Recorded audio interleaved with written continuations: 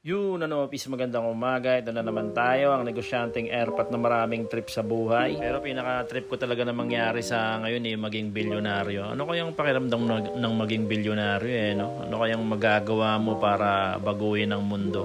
Mas marami ka kaya talagang matutulungan pag naging bilyonaryo ka, no? So, yun na nga, set up tayo ng modern video natin. So, maaga tayo nag-deliver, 7 AM. Dalawa nagrenta sa atin ngayong Sabado, pero mamaya pa yung isa, alas 10.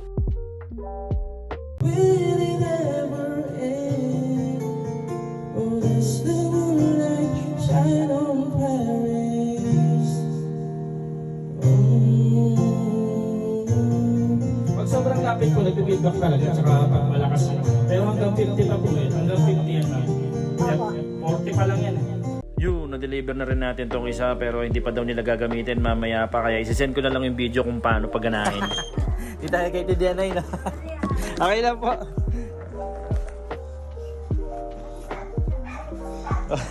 Wala po kasing pilido sa ano Yun, dito na tayo sa bahay. Hakot naman tayo ng gamit gawa ng may event kami ngayon. May event sila Esme. So hakot tayo ng mga kamada natin to mga gamit ni Esme dito sa likod.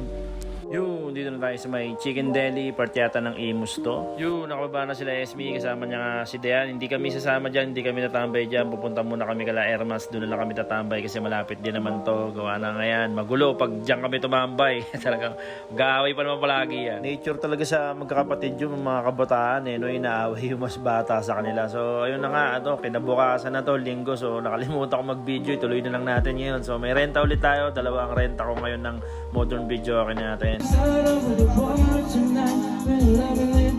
We'll feel without feeling that. With you, girl.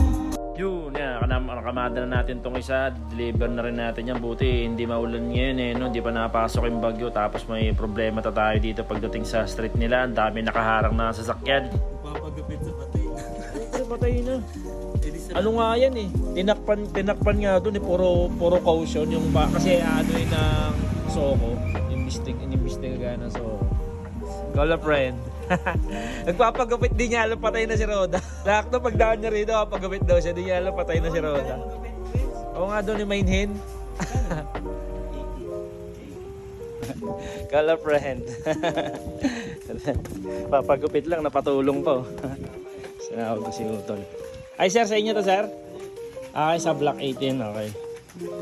Di ka siya sir, dahil pala nakaharang. Kanina meron din doon nakaharang madami ma'am Crazy, but it's true. It's nothing I won't do. I'd risk it all for you.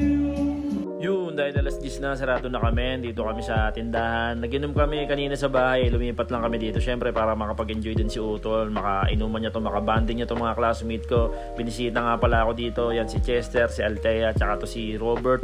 Nagiinom na, nagtatrabaho pa din. Mga solid nating classmate yan. Pinasyalan tayo dito sa Dasma. So, yun lang naman mga peace hanggang sa susunod na trip. Huwag kakalimutan magtrabaho ng mga lupit bawal tamad. Ayos! Alright!